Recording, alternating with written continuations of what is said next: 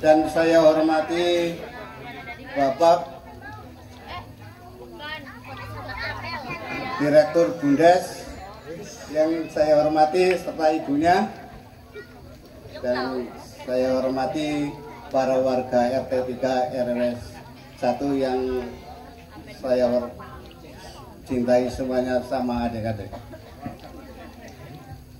Mari kita mengucapkan bersyukur kepada Tuhan Yang Maha Esa yang telah memberikan rahmat hidayah kepada kita sehingga kita diberi kesehatan, bisa kumpul di alun-alunnya Pak RT 3 RW 1 ini yang megah.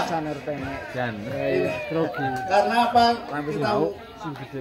Ini diucapkan alun-alun setiap ada momen-momen besar, karena ada yang lokasinya yang paling lebar.